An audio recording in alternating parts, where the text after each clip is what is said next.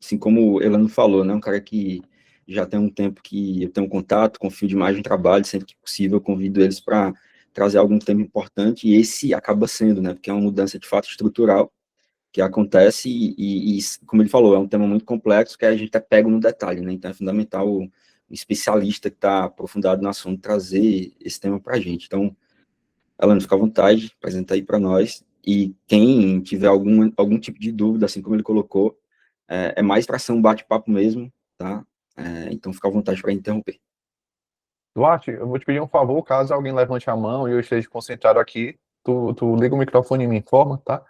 Que aí eu presto mais atenção. Aproveitar aqui um minutinho para primeiro me apresentar o escritório, né? Me chamo Elano Bastos, sou advogado, atuo na parte do direito tributário e societário. Hoje a gente trabalha especialmente no meu campo, né? Com a estruturação societária focada principalmente na redução de carga tributária. Eu vejo que a gente passa hoje por um momento de novidades legislativas que quase que obrigam as boas empresas, os bons empresários a buscarem estruturas societárias para viabilizar um planejamento tributário, né? Por muito tempo, um planejamento tributário focado apenas naquele único CNPJ era o suficiente para trazer uma melhor tributação para a empresa, mas a gente está diante de um momento em que uma reestruturação societária muitas vezes é necessária para que a gente chegue a essa melhor tributação, né?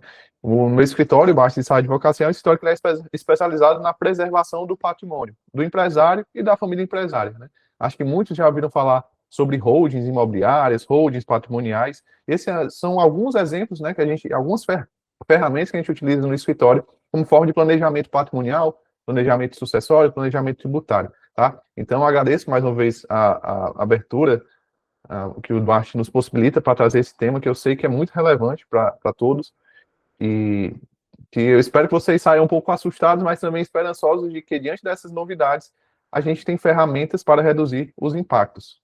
Já que iniciando, é, essa mesma legislação ela foi vinculada aí pela mídia em frentes diferentes, né? Alguns focaram muito na questão da ampliação da faixa de isenção do imposto de renda, que foi ampliada finalmente, ampliada, né? É uma medida efetivamente justa, chegando até uma faixa de R$ 5.000, ou seja, para quem ganha até R$ 5.000 por mês, não incidirá o imposto de renda, né? No entanto, do outro lado, a gente tem que saber como que essa ampliação da faixa de isenção será custeada, né? De onde o governo vai tirar a renda para conseguir custear essa medida de ampliação da faixa de isenção de imposto de renda. E é exatamente dentro do próprio imposto de renda. Com a nova tributação que se fala por aí, muito agora os impostos, os lucros e dividendos serão tributados, né? Inclusive num contexto que muitos alegam que, poxa, o Brasil era o único país que não possuía a tributação sobre os lucros e dividendos. Então, essa é uma medida justa, mas acaba esquecendo por vezes de que o Brasil ele também é o país que está submetido a uma das maiores cargas tributárias do mundo, né? O empresário brasileiro ele está ali submetido a uma carga tributária sobre o lucro que chega a 34%.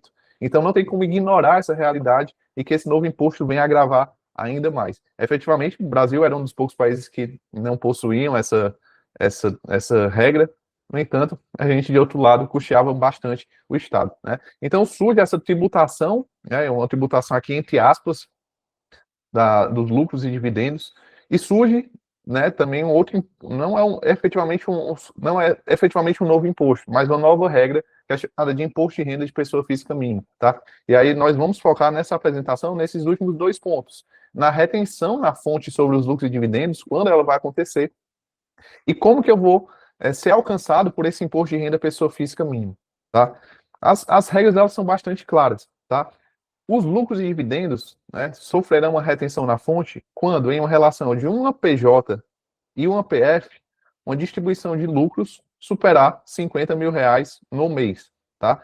Qualquer valor que supere R$ 50.000 no mês sofrerá uma retenção no montante total de 10% logo na fonte, tá? Elano, se for R$ 50.000 e um centavo, quanto de imposto eu vou sofrer retenção? R$ 5.000, né? Enfim, e um centavo.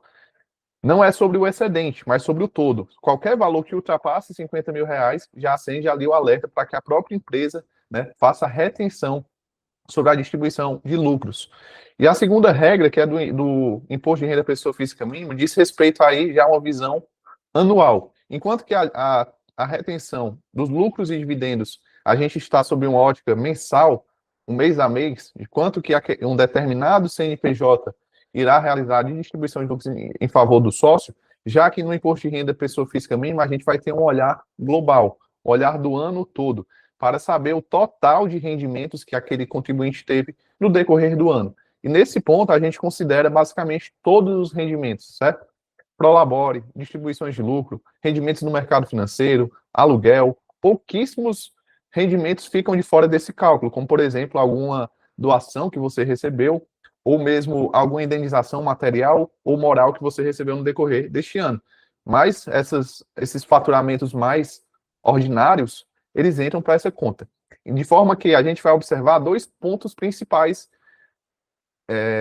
de valores. A partir de R$ 600.000, começa a ser aplicada essa regra de imposto de renda pessoa física mínimo. De forma que, chegando para o total de rendimento de 1,2 milhão no ano, passa a incidir o imposto de renda pessoa física mínimo de 10%. Ou seja, quem tem um total de rendimentos no ano acima de 1,2 milhão, a Receita Federal espera que você pague, no mínimo, 10% sobre o total de rendimentos.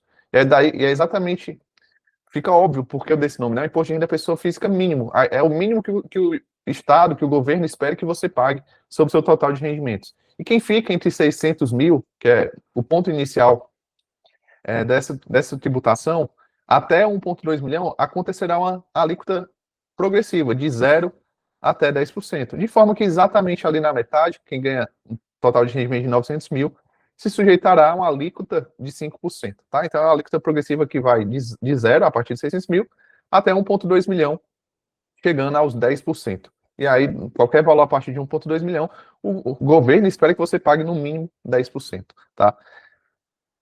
Vamos passar aqui para trazendo aqui alguns exemplos que eu entendo que vão clarear esse entendimento, até para a gente pegar aqui algumas variáveis, né? O sócio de uma empresa com a distribuição de R$ 40.000 no mês, ele é sócio de uma única empresa, com uma distribuição mensal de R$ 40.000, não vai sofrer retenção, né? Fica abaixo ali dos 50 mil. No entanto, a gente já vai para um outro exemplo, tá? O sócio de duas empresas com distribuições de R$ 30.000 no mês na empresa X e R$ 15.000 na empresa Y, também não vai sofrer a retenção na fonte. A gente está olhando aqui para a questão da retenção na fonte, tá? O mês a mês. Está nesse primeiro ponto de exemplos. Nenhum desses dois pagamentos superou 50 mil, nem mesmo quando somados, tá? Então, sem retenção.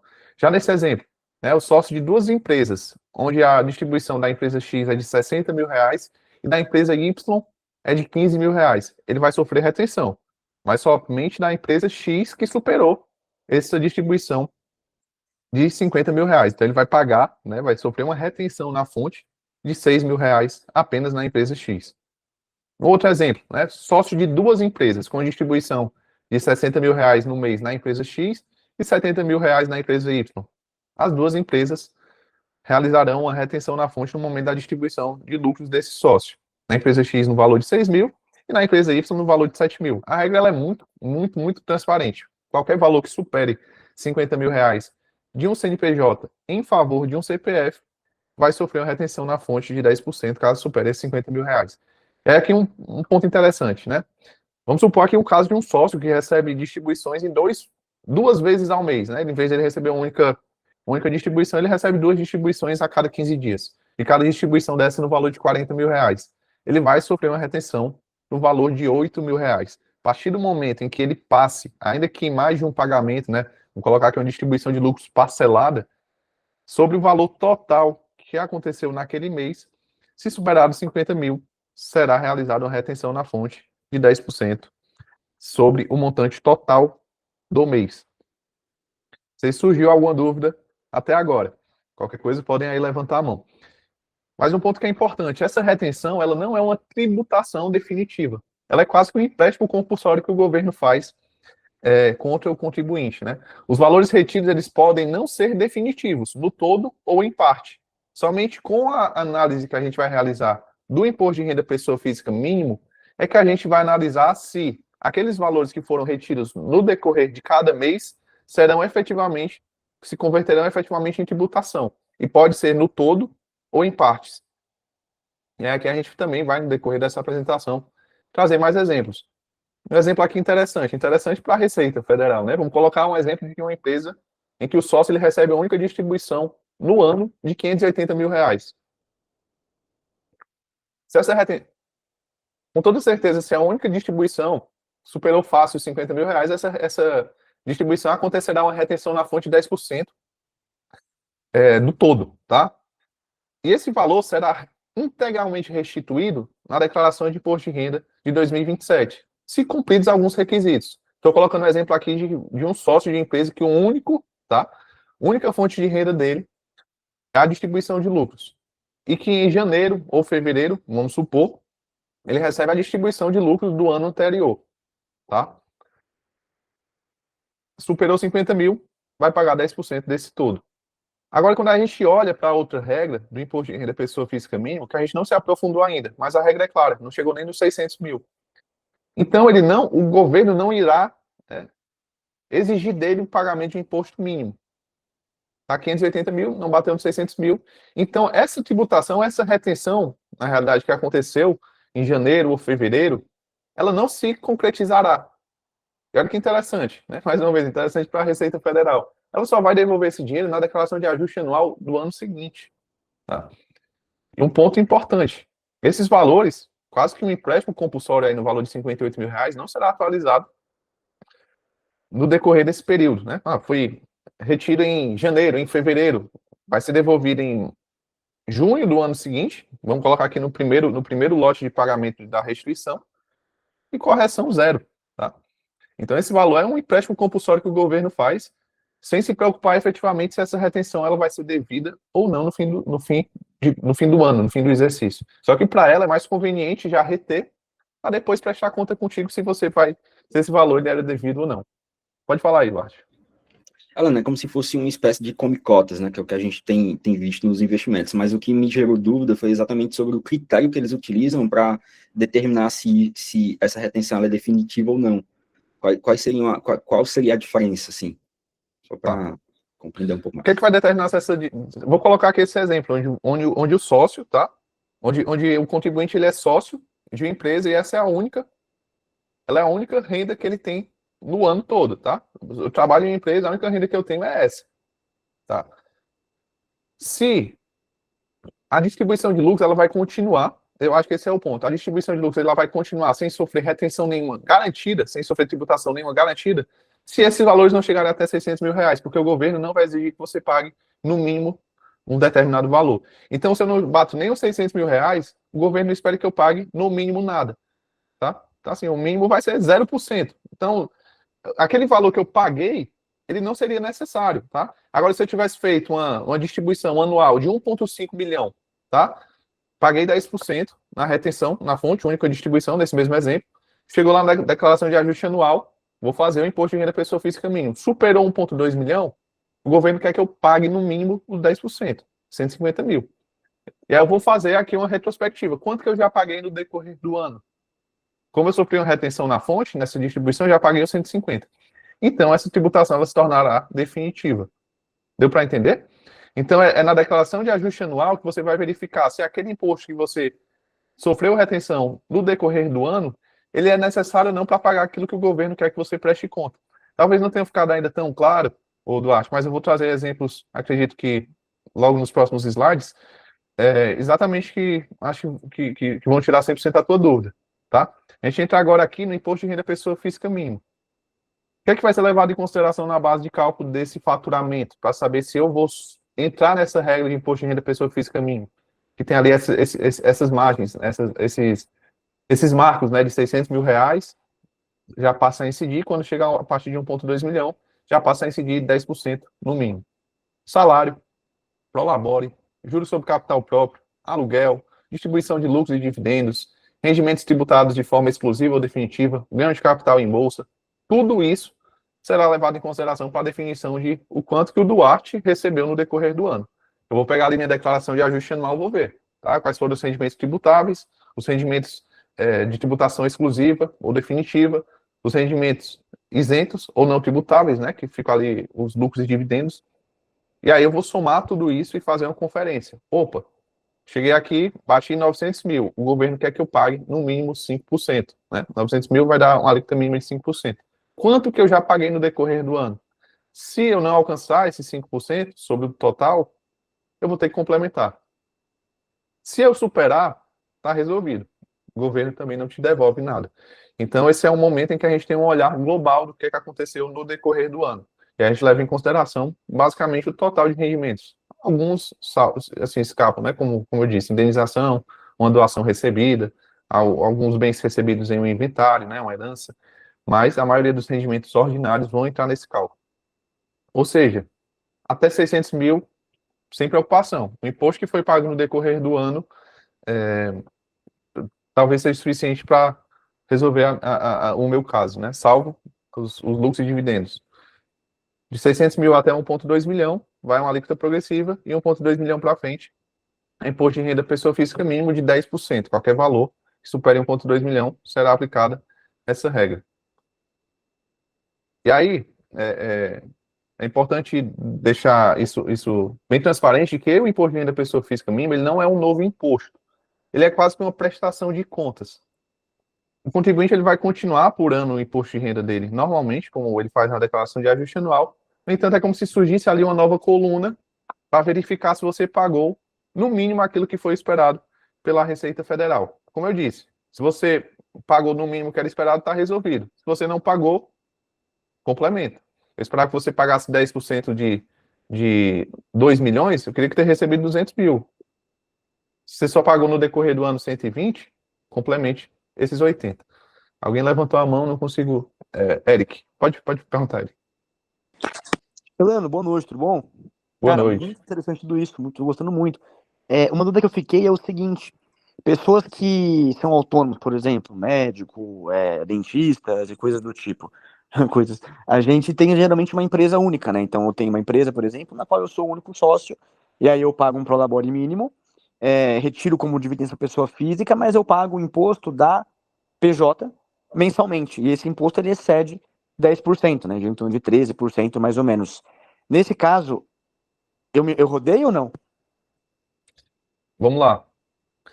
O imposto que você paga na sua empresa, via de regra, tá? Ele não vai ser levado em consideração para reduzir o impacto da transferência da sua PJ para a sua pessoa física enquanto distribuição de lucros. Existe só um caso, tá? Em que o valor que foi pago na pessoa jurídica será levado em consideração para abater essa retenção na fonte, na realidade, o tributo efetivo que acontece sobre esses pagamentos, que é o seguinte caso. O lucro, os tributos que incidem sobre o lucro da empresa é o imposto de renda, pessoa jurídica, e a contribuição social. Eles têm uma alíquota de 34%, tá?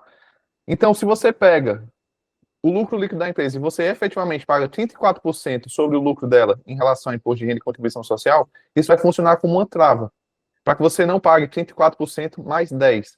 34% vai ser uma trava. Então, se você pega na contabilidade da sua empresa e você paga de imposto de renda e contribuição social 30%, você, na sua pessoa física, nessa transferência entre PJ e PF, terá uma trava que vai fazer com que você pague no máximo 4% sobre aquilo que você recebe. Porque não pode incidir sobre o lucro da empresa, né, uma alíquota maior do que 34%, tá? Mas nesse caso que você me falou, que você paga uma carga tributária de 10% a 13%, que é um padrão ali de clínica médica, né, de PJ médica, acho que está bem longe dessa regra. Então, os valores que saírem da sua PJ e forem para a sua pessoa física, se superarem 50 mil, sofrerão retenção na fonte. E aí depois a gente olha para o imposto de renda da pessoa física mínimo num olhar mais global, anual. Deu para entender, Eric? Deu, muito obrigado, viu? Tem uma pergunta, Gabriel. Boa noite, Elano. Boa Obrigado aí noite. por todos esses esclarecimentos, o Antônio por organizar essa live. Minha dúvida diz respeito a empresas do ramo imobiliário, né, que eles geram ganhos em momentos muito pontuais, de 1 milhão a partir de vendas de imóveis, etc. O que já olhando para a parte estratégica, né, se, por exemplo, eu tenho valor na empresa de 1 milhão para ser distribuído, dentre os sócios, né, O que pode ser feito? Distribuir isso numa distribuição máxima de R$ 49.990, né? E manter isso retido na empresa para fim, né, rendendo e distribuindo. Essa é uma dúvida. A segunda dúvida é se, pelo que eu entendi, o que muda entre ambos os impostos, o mínimo de pessoa física e o da pessoa jurídica retido na fonte, é só a forma de pagamento. Uma você retém antes, que seria a PJ, é obrigada, e outra, cabe à pessoa física fazer essa declaração. Né? Não sei se esse entendimento está correto, mas a alíquota aí de 600 mil a 1.200.000 é a mesma, só que você vai fazer essa apuração já considerando aquilo que você já reteu na fonte. Vamos supor, você distribuiu 40 mil de lucros na empresa e ganhou mais 40 de aluguel, então você vai pagar o imposto, né, dentro dessa alíquota sobre 80. Vamos supor, sobre TV aluguel na pessoa física. Tá certo esse entendimento? Então seriam essas duas dúvidas. Pronto, vamos lá. Vou te pedir licença dessa primeira pergunta sobre como resolver esse caso, né? Olha, a empresa ela tem um faturamento que é pontual e que a gente tem que distribuir esses valores para os sócios em poucas vezes no decorrer do ano. Eu vou falar sobre as soluções já, a gente está batendo aqui muito nos problemas, e aí quando eu for falar sobre quais são as oportunidades por trás dessas novas regras, eu devo responder essa tua pergunta. Se eu não responder, tu me relembra, tá? Vamos lá, do segundo ponto.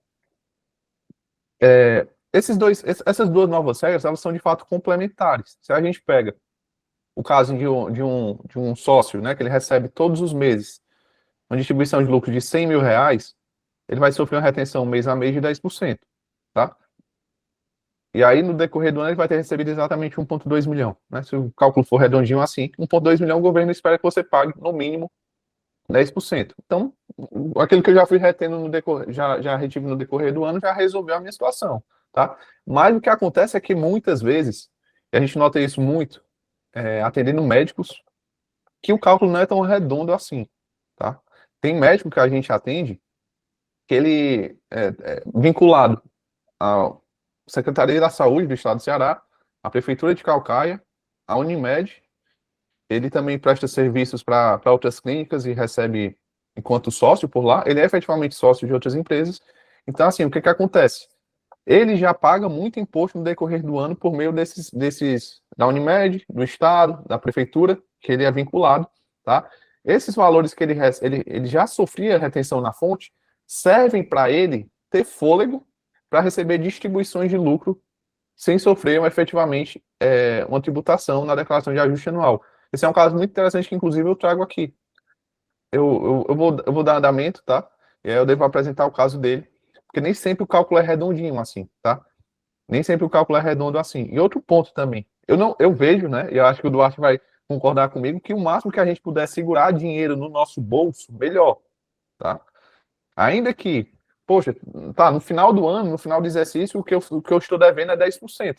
Tudo bem, mas eu prefiro prestar contas com a Receita Federal em maio do ano que vem, do que eu ficar sofrendo uma retenção agora em janeiro, sofrendo uma retenção em fevereiro. Então, o nosso trabalho é, ao máximo, evitar retenções e minimizar os impactos desse ponto de vista anual, tá? E aí a gente traça estratégias nesse sentido, de pular a retenção, que eu acho que não é benéfico, ainda que esse valor seja efetivamente devido, e também minimizar o impacto lá na frente. Então vamos aqui, um exemplo de um contribuinte que o contribuinte recebe, distribuição de lucros no montante de 2 milhões no ano, sem outras fontes de renda ou retenções. Passará a sofrer uma tributação de 10% sobre a distribuição recebida. É basicamente o caso que eu acabei de citar. Se ele só recebe distribuição de lucros, se ele é puramente empresário, ele continuar distribuindo do jeito que ele distribui, ele vai sofrer retenção de 10% mês a mês, e a tributação vai se tornar definitiva na declaração de ajuste anual. No entanto, eu entendo que não é interessante você já ir antecipando esses valores ao Estado. O máximo que puder o dinheiro ficar no seu bolso, sendo reinvestido, melhor. Tá? Trazer aqui um exemplo, tá? Distribuição de lucro, 1,2 milhão. Aluguéis recebidos no decorrer do ano, 300 mil. Prolabore recebidos, 100 mil reais. A gente olha aqui, qual foi o total de rendimentos desse contribuinte? 1,6 milhão. O que é que a Receita Federal espera que ele pague de imposto? Ele já passou do 1,2 milhão, ele vai ter uma alíquota ali do imposto de renda da pessoa física mínimo de 10%. Ou seja, ele tem que pagar no mínimo 160 mil. Mas quando a gente visualiza o caso dele, poxa, no decorrer do ano ele só pagou 60 mil reais, vamos colocar nas regras de hoje. Ele vai ter que complementar mais 100 mil. Então, assim, esse aqui é um comparativo das regras de hoje. O imposto de renda atual, ele paga 100 mil reais. A partir do próximo ano, se ele continuar dessa mesma forma, ele vai ter um impacto real nas finanças dele de 100 mil reais a menos no decorrer de um ano. Então, é algo que é muito alarmante. Eu vou trazer aqui alguns exemplos, exatamente no sentido de demonstrar que nem sempre o cálculo ele é tão redondinho assim, porque tem muitas realidades, eu acho que especialmente de médicos, do pessoal da área da saúde, que são sócios, têm uma PJ, para faturar por ali, recebe distribuição de lucro SPJ, mas que também é vinculado a outras fontes pagadoras, a um Estado, a Prefeitura, ou mesmo a Unimed, que é um caso mais convencional, tá? Isso aqui é o caso de uma pessoa que nos procurou, que estava preocupada porque ela recebe um valor tanto quanto expressivo, né? 300 mil reais enquanto sócia de uma empresa no decorrer do ano, e ela tem também outros faturamentos. Só que o que acontece? Quando a gente olha aqui, não sei se vocês estão conseguindo visualizar bem, ela tem um total de rendimentos aqui, somado a cooperativa que ela participa e a Unimed, de 423 mil reais, tá? Em razão desses pagamentos, ela já sofre hoje uma retenção na fonte de 89.900, certo? E aí ela ainda recebe essa distribuição de lucro. De forma que o total que ela recebe no decorrer do ano é de 726.628, ou seja, ela já cai na regra do imposto de renda pessoa física mínimo. Eu calculei aqui, já deixei o gabarito, o governo esperava que ela pagasse, pela regra do imposto de renda pessoa física mínimo, 15.335. Só que quando a gente olha para o imposto que foi retido na fonte no decorrer do ano, não estou nem falando de retenção na fonte em razão de uma distribuição de lucro que foi realizada, esquece isso. Estou colocando na regra de hoje. A regra de hoje ela já paga 89.900. Por mais que ela tenha um total de rendimentos que supera 600 mil reais, essa nova regra para ela pouco importa. Porque ela supera, com o que ela tem de estrutura hoje, ela já paga muito mais de imposto de renda do que a nova regra espera. Tá? Então tem casos que não são tão redondinhos assim. Esse outro aqui, que é o caso que eu citei há pouco, é bem interessante. Se é um médico que ele recebe, ele tem um total de rendimentos anual de 4 milhões de reais entre Secretaria da Saúde do Ceará, Prefeitura de Calcaia, Unimed, uma PJ que ele fatura notas e ele também é sócio de algumas empresas. Então ele estava desesperado. Lá a partir do próximo ano eu vou ter um impacto de 10% desse todo, 400 mil reais, estava desesperado e nos procurou. E claro, o caso dele é alarmante, ele ainda, por mais que a gente tenha montado uma estrutura que reduz o impacto, são novos tributos, né? Então a gente está trabalhando aos poucos para reduzir ao máximo o impacto no caso dele. E é um caso muito interessante quando a gente visualiza aqui. Porque é o seguinte, o que é que ele tem já de rendimentos tributáveis, né? Como eu disse, Prefeitura de Calcaia, Unimed, de Fortaleza e também tem o Secretaria do Estado do Ceará. Ele recebe nessas fontes de renda 1.039.000. Só que veja, e aí a gente vai usar aqui um pouquinho da matemática ao nosso favor. Ele já retém na fonte, em razão desses pagamentos, 226.355. Vamos fazer aqui uma engenharia reversa, tá? O governo quer que eu pague no mínimo 10% do total de rendimentos que eu tenho.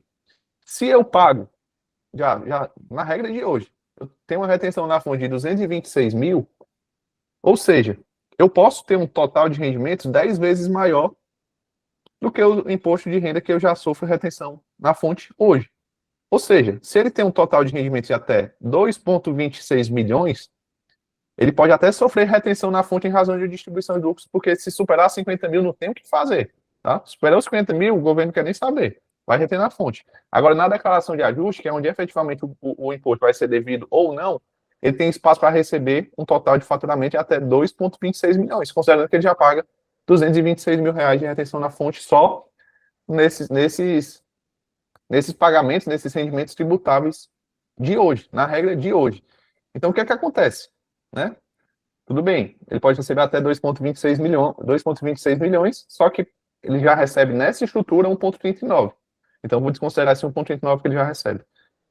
O que a gente observa? No caso desse cliente, ele ainda pode receber de distribuição de lucros 1,2 milhão de distribuição de lucros sem ter prejuízo nenhum. Prejuízo definitivo. Né?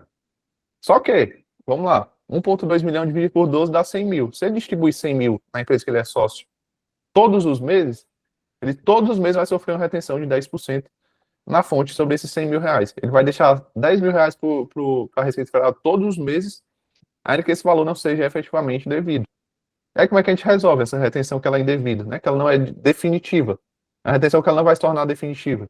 E aí a gente tem que montar uma estrutura para reduzir esses impactos. Deu para acompanhar esse raciocínio aqui? Porque confesso que não é tão simples. Às vezes eu explico para o cliente fica sem entender muito bem. Se tiver surgido alguma dúvida, vocês podem levantar a mão. Então vamos seguir. Como que a gente reduz os impactos disso ou anula, né? Aqui a gente vai trazer 3 estratégias, tá? Que agora a partir de agora a gente falou muito de problema, agora a gente vai começar a falar de soluções. O que a gente tem de estratégia? Uma primeira, hoje é dia 29 de janeiro. Essa primeira aqui eu posso dizer que ela já se perdeu no tempo, que era a aprovação da distribuição de lucros do exercício até 2025. A gente acompanhou algumas empresas no final de 2025 que basicamente até o dia 30 de dezembro estava desesperada para conseguir protocolar a ata de distribuição de lucros da empresa, porque os lucros que estavam em reserva de lucros da empresa podiam ser distribuídos desde que levantado um balanço parcial e aprovado em um ato de distribuição esses valores. Teve empresas que a gente acompanhou que a gente aprovou distribuição de 22 milhões. Ou seja, se a gente não deu uma possibilidade para eles de pular um imposto aí de 2 milhões, 2 milhões e 200 mil reais, devido a essa ata de distribuição de lucros. Se não fosse por isso, os pagamentos que eles viriam a receber mais à frente sofreriam a tributação. No entanto, o prazo legal foi até o 31 de dezembro. Até ali a véspera, até o Réveillon podia protocolar essa ata de distribuição. Tem uma liminar aí que está rodando, foi um ADI que foi julgado pelo STF, salvo engano, que possibilitou que até o dia 30 de janeiro, ou 31 de janeiro, as empresas ainda pudessem fazer. Só que a própria Receita Federal, olha como ela é amiga do contribuinte, ela falou, olha, quem puder, corra para fazer até dezembro, porque a gente ainda vai correr atrás de derrubar essa liminar. Então, a gente já está hoje aqui, 29 de janeiro, não tem muito o que fazer. Se seu contador não lhe alertou disso, é bom ficar ligado, porque a maioria das empresas organizadas correram no final do ano para aprovar uma ata de distribuição, porque aquele lucro que já estava na empresa, se aprovada a distribuição, poderia ser distribuído no decorrer de 3 anos, sem sofrer com a nova tributação. Então, quem fez, fez. Quem não fez, basicamente, posso dizer, já que perdeu.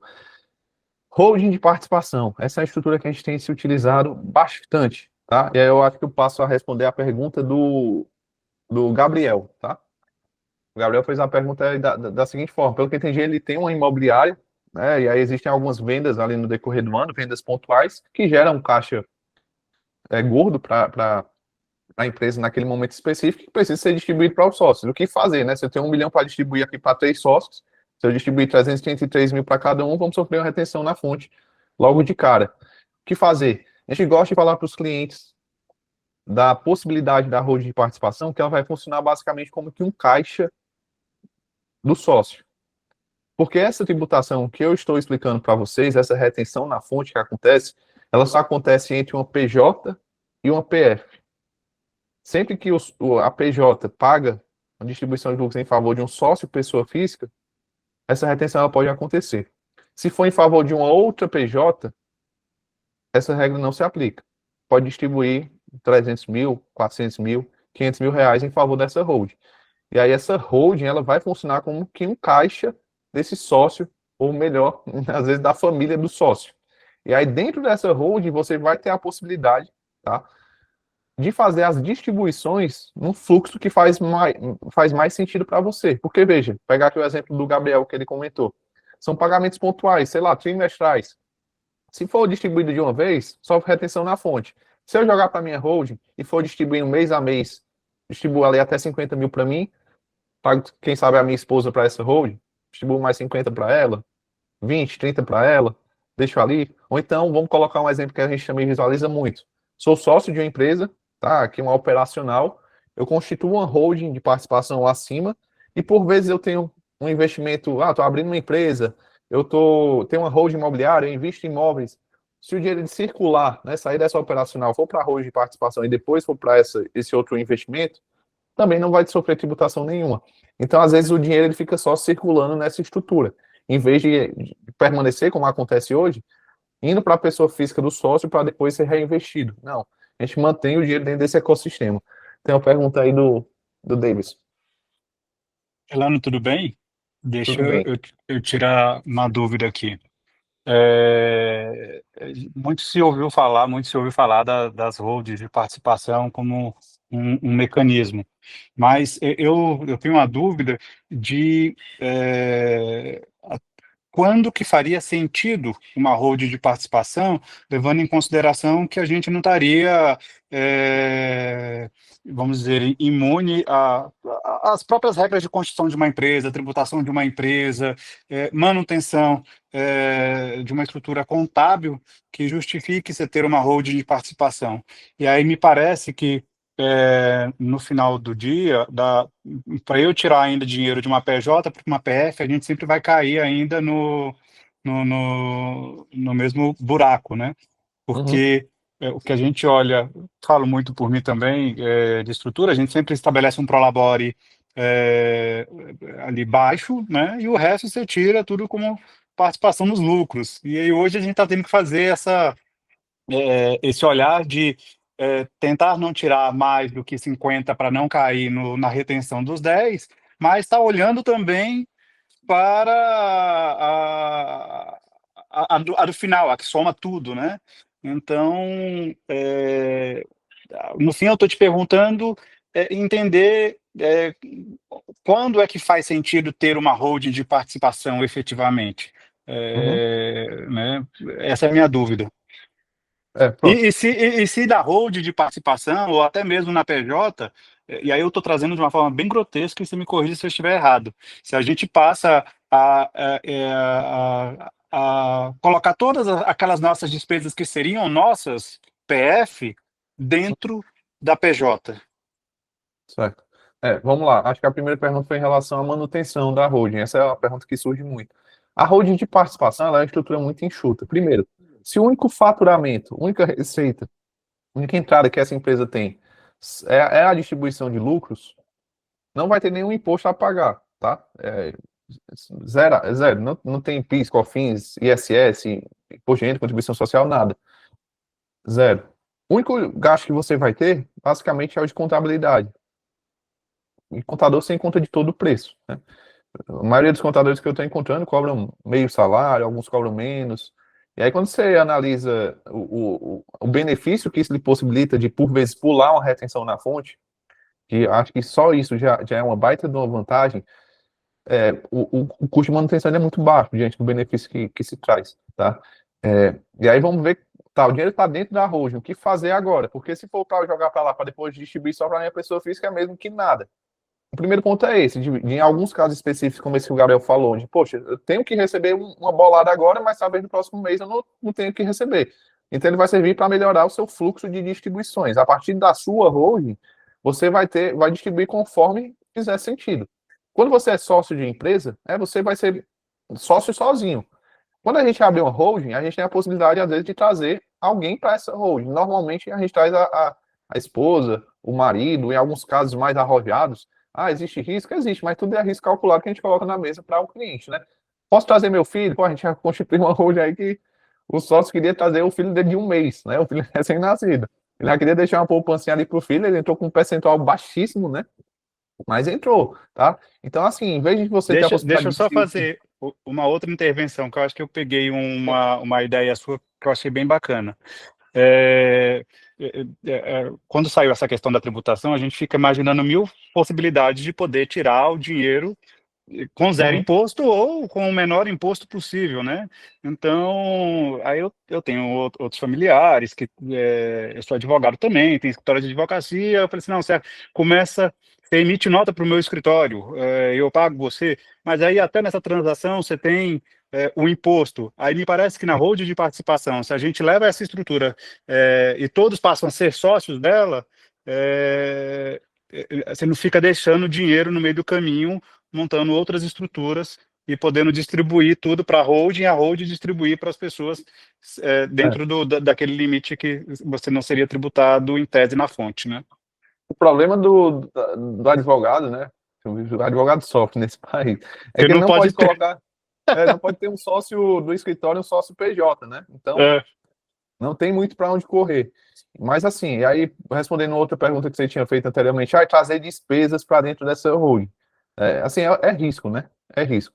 Existem despesas que elas têm uma justificativa comercial, tá? Vamos colocar aqui, poxa, sou o CEO dessa holding e eu preciso todos os meses viajar para São Paulo, porque eu faço curso de capacitação, chego lá, eu tenho uma despesa de Airbnb, o automóvel que eu transito tem um combustível, eu tenho que pagar. São gastos que se justificam do ponto de vista comercial, né? Se existe uma justificativa comercial, a gente pode começar a analisar, e aí o risco é variado, claro.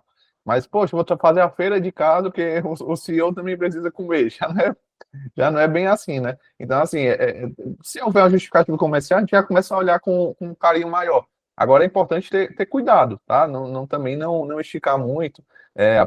Um caso interessante, vou passar a comprar o carro dentro da Road. Poxa, mas quando você for vender esse carro, né, o carro dentro da Road, ele pode estar sofrendo depreciação. De forma que no momento que você for vender esse carro, você vai ter um ganho de capital absurdo, né? O carro que você comprou por 300 mil, foi depreciando, em 5 anos está valendo 100 mil.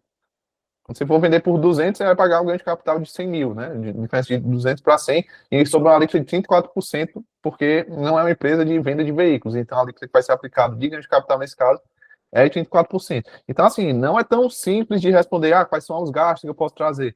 Outra vez estava até fazendo um cálculo, tá? Então vamos trazer investimentos que hoje eu faço na minha pessoa física, em vez de eu jogar na minha pessoa física, vou deixar dentro da holding e fazer investimentos, porque é melhor, né? Eu fazer esses investimentos na PJ, por mais que a tributação seja mais agressiva. E aí eu não sei se a rentabilidade vai ter alguma alteração entre PJ e PF. Isso aí eu deixo para o Duarte. Mas ainda que seja menos vantajoso no olhar mensal, pode ser que no olhar global isso faça sentido. Mas eu já fazendo alguns cálculos, no decorrer do tempo, se for já um investimento a longo prazo, talvez não faça muito sentido você sofrer uma tributação de 34%, né, sobre a rentabilidade desses investimentos.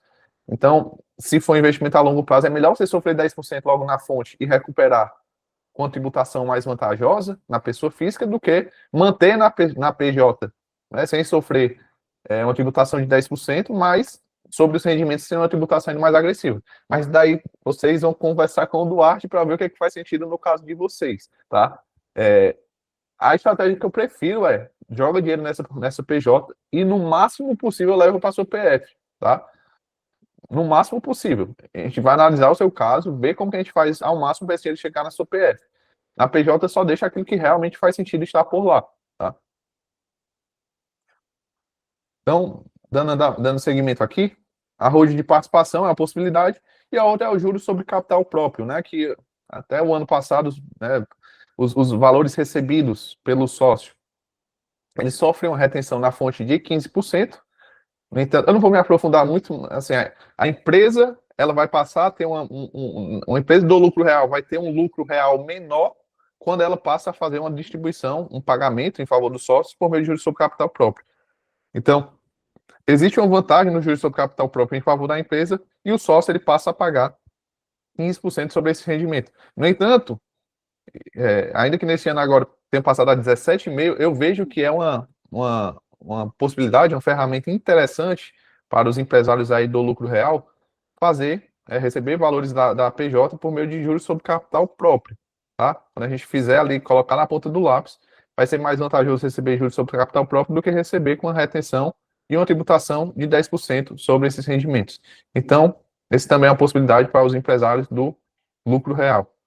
E aí eu trago aqui para a gente ir finalizando o caso que eu citei há pouco, né, desse empresário que ele consegue, mês a mês, né, consegue, na realidade, no olhar anual, receber distribuições de lucro no total de 1,2 milhão, sem sofrer com essa nova tributação, porque ele já retém na fonte outros pagamentos que possibilita que ele receba um valor expressivo de distribuição de lucro sem ser efetivamente prejudicado. No entanto, poxa, como é que eu recebo uma distribuição de lucro de 100 mil nessa minha operacional? Como é que eu vou receber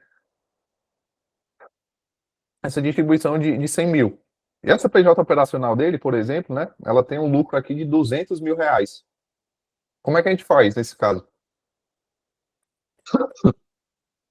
Nesse caso aqui, a gente estruturou da seguinte forma. Hoje, na estrutura, até ano passado, na verdade, ele era sócio pessoa física dessa operacional, uma PJ, uma PJ médica, ele era o único sócio dessa PJ. O que a gente fez? A gente deixou ele como sócio dessa PJ, sócio pessoa física, e outra parte da participação dele, a gente integralizou numa holding que a gente abriu. Então, essa operacional passou a ter por sócio o médico e a holding de participação dele. Quando essa PJ operacional vai distribuir, ela distribui só 50 mil em favor desse médico. E os outros 150 sobem para a holding. Tá? Na holding, chega aqui um caixa, né, de 150 mil. A gente distribui mais 50 mil para esse médico. Ao todo, ele teve uma distribuição, né, de 100 mil reais entre essas duas PJs. Não sofreu retenção na fonte, porque só passa a sofrer retenção na fonte os valores que superam 50 mil.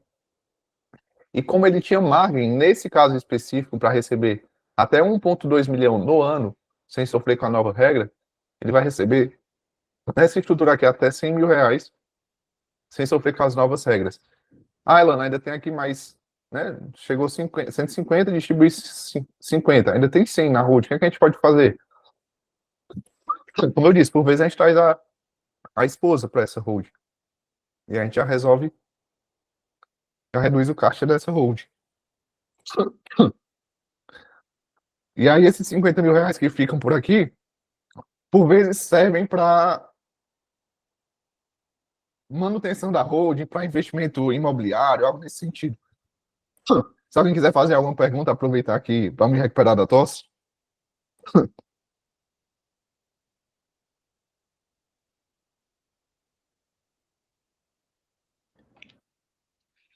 Não, acho que, pelo menos para mim, ficou muito claro, né? Acho que a holding, de fato, ela acaba sendo uma alternativa, e quando se trata dos investimentos, né, o que eu percebo é que a melhor estratégia, né, para investimento financeiro, no caso, é diferir imposto ao longo do tempo, né? Diferir esse imposto no tempo, que é exatamente evitar mais investimentos que geram tributação recorrente, né? Porque isso acaba afetando digamos que, esse fluxo de caixa, né? E aí a gente joga para frente esse recebimento de dividendo para, digamos que, evitar essa base de cálculo um pouco maior também, né? Comparado, por exemplo, a quanto ele está recebendo também de distribuição. É isso mesmo? Faz sentido? Exatamente. E eu acho válido, Duarte, só voltar aqui num ponto que talvez tenha surgido dúvida para algum de vocês, colocar aqui os valores, acho que especialmente vocês aí que estão bem envolvidos no mercado financeiro, né? Quando a gente olha aqui, os rendimentos tributados de forma exclusiva, eles são considerados também para a gente calcular o total de rendimentos do ano. No entanto, nesses rendimentos, muitas vezes, como o próprio nome já diz, eles sofrem tributação. Então, essa tributação que foi realizada sobre o rendimento, ela deve ser considerada para abater o imposto mínimo que eu preciso pagar. Então, assim, os impostos que foram pagos no decorrer do ano, eles não se perdem, tá? É por isso que é importante entender, no seu cenário de hoje, o tanto de imposto que você já paga. Para a partir daí, entender o tanto que, diante do meu total de faturamento, eu vou ser efetivamente impactado. Porque talvez você receba uma distribuição de lucros, como o caso que eu demonstrei, de R$1 milhão, mas se você está alocado numa estrutura correta, o seu impacto vai ser zero. Tá? Então, assim, olhar o tanto de imposto que você já paga na realidade de hoje, o total de rendimentos que você tem no decorrer do ano e o mínimo que o governo espera de você. Tá? Pode ser que no seu caso ele seja impactado em nada. Tá? Acho que especialmente no total aí de retenções que você tem no decorrer do ano. Tá? É isso que vai lhe dar fôlego, né, para você receber esses valores. Elano, deixa eu te fazer mais uma pergunta. No cálculo final dessa alíquota de imposto, a gente sempre vai deduzir tudo que a gente pagou de imposto ao longo do ano, de diversas formas. Por exemplo, se eu vendo um imóvel e eu tenho um ganho de capital, eu já pago o imposto de renda sobre esse ganho de capital, juros sobre capital próprio. Exato. Tudo isso, no final das contas, vai se somando também e abatido no Exato. imposto ao final? Tudo que é levado em consideração enquanto o seu faturamento total, A gente vai analisar se esse faturamento ele já não sofreu uma tributação no decorrer do ano. Se tiver sido realizada, ela vai ser considerada, ela vai servir para abater esse imposto mínimo esperado, tá? Outra dúvida, Duarte, que surge muito, eu não sei se existem aqui alguns médicos, dentistas, pessoas que se utilizam do livro Caixa, Carnê-Leão, né? É um caso bem interessante, né? Vamos colocar aqui um caso de um dentista que tem um total de rendimentos no ano de 1,2 milhão. Ele recebe no bolso dele os Pix, cartão, dinheiro que ele recebe, total de 1,2 milhão. Aí ele faz lá o livro caixa dele, onde ele tem algumas despesas que são consideradas, né? No entanto, essas despesas, no momento do cálculo do imposto de renda pessoa física mínima, elas serão ignoradas. Então, assim, a gente tem um caso absurdo de um dentista que recebe um total de rendimento de 1,2 milhão, no entanto, ele investe, vamos colocar aqui, exemplo absurdo, de 800 mil reais no livro caixa dele, 600 mil reais no livro caixa dele, pouco importa. Então, o livro caixa, nesse momento, não vai importar. Você vai continuar pagando 10% do total de rendimentos. É literalmente o mínimo que a Receita espera de você, apesar das deduções, tá? Mesma coisa. Aqui, quando eu pego, por exemplo, eu recebo 900 mil no ano, mas eu tenho muita dedução, eu tenho despesa médica, eu tenho escola que eu pago plano de saúde para meus filhos todos, fisioterapia, de forma que quando eu chego lá na minha alíquota efetiva, 6%. Tá, se é 1 milhão, você vai complementar ali provavelmente mais uns 2, 3% até bater o mínimo que o governo espera de você. É o mínimo, tá? Não importa se você teve deduções, se você no seu livro caixa tinha alguns valores, a única coisa que vai ser levada em consideração são os impostos de renda que já foi pago no decorrer do ano. Maravilha. Entendido. Tranquilo? Eu vou... Boa noite. Posso fazer uma pergunta, por gentileza? Pode, claro. Todas as distribuições de lucro, a partir de agora, da pessoa jurídica para a pessoa física, já vai ser considerado esse desconto? Qualquer valor que supere 50 mil. A única coisa que vai lhe salvar é se a empresa que você é sócio tiver realizado no final do ano passado a ata de distribuição de lucros. E aí você pode estar distribuindo o lucro que é do ano passado nesse ano, tá? Tem empresa que a gente acompanha que vai distribuir lucros até 2026, até 2028. São 3 anos aí para distribuir o lucro que foi aprovado no final do ano passado. Se não foi aprovado, as distribuições de agora já serão consideradas. Então, esse documento ele deveria ter sido feito até o último dia de dezembro. Se fazer agora, já não tem validade. É o que eu tô falando, tem uma liminar vigente que possibilita que você faça até o 31 de janeiro. Não sei se é 31 ou 30, tá? Se é amanhã ou se é depois de amanhã. Para a sua contabilidade apurar o lucro de até dezembro, né? Pode ser apurado até o dezembro de 2025, e aprovar a distribuição e levar para a junta comercial essa ata. Mas o que eu disse, né? A própria Receita Federal já falou, olha, a gente vai brigar contra essa liminar. Tá? Então, assim, ainda que você consiga, pode ser que essa liminar caia e essa distribuição que foi aprovada só agora em janeiro não tenha validade. Mas o prazo formal foi dezembro. E mesmo a empresa que nunca tenha feito esse documento, pode ser feito agora? Quer dizer, pode ser tentado agora pela primeira vez ou não? Não. Era até dia 31 de dezembro. Até o dia 31 de dezembro a gente estava por aqui trabalhando, levando ata de distribuição para a junta comercial para dar essa folga para os clientes, né? E realmente alguns clientes tiveram uma folga boa. A gente pegava a reserva de lucro do cliente, estava lá em cima, tá? Inclusive, não sei se o Duarte ouviu falar, alguns bancos estavam fazendo o seguinte, porque às vezes a reserva de lucros que está na empresa ela não tem respaldo financeiro. Foi lucros de 20, 30 anos que foram aprovados, foram apurados, mas que nunca foram distribuídos. Mas isso não quer dizer que o dinheiro estava paradinho numa conta lá. Esse dinheiro estava circulando enquanto estoque, enquanto ativo mobilizado, abrindo uma nova filial, enfim, esse dinheiro que é da empresa estava sendo reinvestido. Então, assim, a empresa tinha uma reserva de lucro gigantesca, mas não tinha dinheiro para isso. O dinheiro estava no estoque, o dinheiro estava no ativo imobilizado, mas mesmo assim, o que estava acontecendo? Alguns bancos estavam falando, pode aprovar aí o que você quiser, raspa o TAF, que se você chegar lá no final de 2028, que é esse prazo de 3 anos que tem para distribuir, e você assume a dívida com os sócios, né? Se eu estou, enquanto empresa, aprovando a distribuição de lucros, eu estou assumindo a dívida perante os sócios. chegar lá no final de 2028, não conseguir adimplir com essa dívida, o banco vai, empresta dinheiro para eu pagar o sócio, em vez de agora a empresa ter uma dívida com o sócio, ela terá com o banco. Só que é mais vantajoso eu ter essa dívida com o banco do que eu sofrer uma tributação de 10% sobre aquilo que eu tenho para distribuir. Então, assim, alguns bancos estavam se disponibilizando a fazer isso, né, dar essa garantia. E aí muitas empresas foram bem ousadas, vamos raspar o taxa. Vamos pegar essa reserva de lucro e aprovar. Entendi, muito obrigado. Nada. Então, só para finalizar, e quem tiver mais alguma pergunta, fica à vontade, né? Como é que a gente reconhece a oportunidade? Primeiro ponto é esse limite mensal. 50 mil mês é o nosso teto. Qualquer valor que ultrapasse isso, se distribuir a retenção na fonte. Ainda que não seja um valor que se considere definitivo lá na frente, vai sofrer uma retenção na fonte agora. Segundo ponto, né? O limite anual. É importante ter cada um aí junto do seu assessor ou pessoalmente uma planilhazinha, né? E acompanhando o tanto que eu posso receber no decorrer do ano e o tanto de imposto que eu já pago na estrutura de hoje que me permite um fôlego para receber um determinado valor. Então, a verificação mensal, mas com um olhar global, um olhar anual, você vai mês a mês verificando o tanto que você pode distribuir e o tanto que você vai ser impactado com essa nova regra.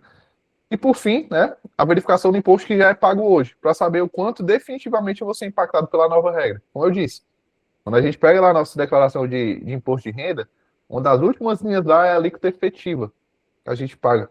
Então, por mais que a gente hoje tenha um total de rendimentos de 1,5, 1,8, se a minha alíquota efetiva me dá margem, talvez eu não seja impactado sobre esses 10% ou nem perto disso, né? Tem alguns casos aqui que a gente vê de contribuinte que vai continuar recebendo uma boa distribuição de lucros e o impacto vai ser 0, ou 1%, 2%. Então, assim, é fazer um comparativo da regra de hoje e o tanto que eu vou ser impactado por essa conferência que o imposto de renda pessoa física mínimo traz. Então é isso, tá? É um assunto que ele é preocupante, mas a gente nota que tem oportunidades para resolver essas preocupações e que a gente, enquanto escritório, fica à disposição. Até por fim aqui deixei um QR Code com o meu WhatsApp. Quem quiser mandar alguma dúvida depois no particular, quem quiser agendar alguma reunião, a gente vai analisar a sua estrutura pessoal, né, pessoa física, e também a estrutura da sua empresa para montar uma estrutura que viabiliza o recebimento desses valores com o menor impacto possível. Muito bom, Elano. Eu agradeço demais o teu tempo. Inclusive, eu posso até disponibilizar o contato do Elano para quem precisar, né? É só chamar lá no WhatsApp. E se de repente alguém tiver mais alguma dúvida, tiver algum ponto assim que queira trazer, fique extremamente à vontade.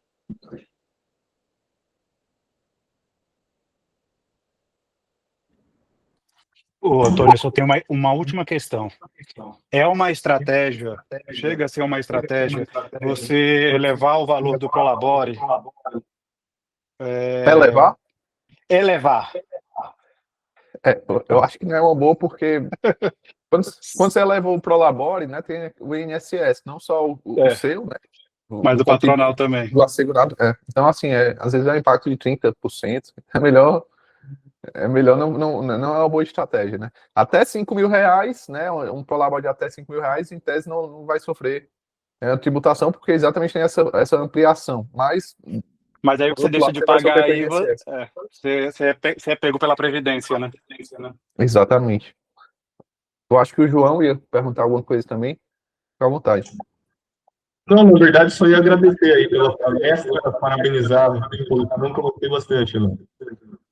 Obrigado, João. Eu sei que o assunto é um pouco confuso às vezes, mas eu espero ter esclarecido as dúvidas de vocês.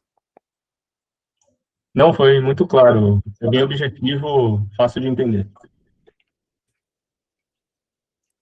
Maravilha, acho que é isso, né? Se tiver mais alguma coisa, Alan, fique extremamente à vontade. Se quiser disponibilizar teu contato também, acho que você já colocou o QR Code, né? Mas se de repente alguém também quiser, fica à vontade para me chamar no WhatsApp ali que eu passo o contato do Alan. Com certeza. Duarte, muito obrigado pelo convite aí. Espero que tenham outras oportunidades para a gente tirar mais dúvidas aí, trazer boas soluções, que eu acho que ninguém está confortável em pagar mais imposto, né? Por mais que seja um impacto ali efetivo dessa nova tributação de 1%, 2%, ninguém quer arcar com esse imposto tradicional, então a gente está aqui para trazer estratégias, estruturas que possibilitam que a gente permaneça num cenário favorável, né? Com mais dinheiro no bolso aí para ser investido no mercado. Com certeza. Gostaria de agradecer o convite. Muito obrigado, parabéns. outros encontros que tiver é muito válido, um conhecimento muito valioso, principalmente nesse momento de mudança. Então, se outros momentos tiverem também para esclarecer, reforçar, agradeço o convite. Olha, meu amigo, eu quero Obrigado, agradecer a Raí. presença. Pessoal, boa Mas é noite. isso. Olha, pessoal, boa noite. Rodrigo, Estamos à muito disposição, tá? obrigado. Precisarem, só chamar aí. Boa noite. Tchau, tchau. Tchau, até mais. Até mais.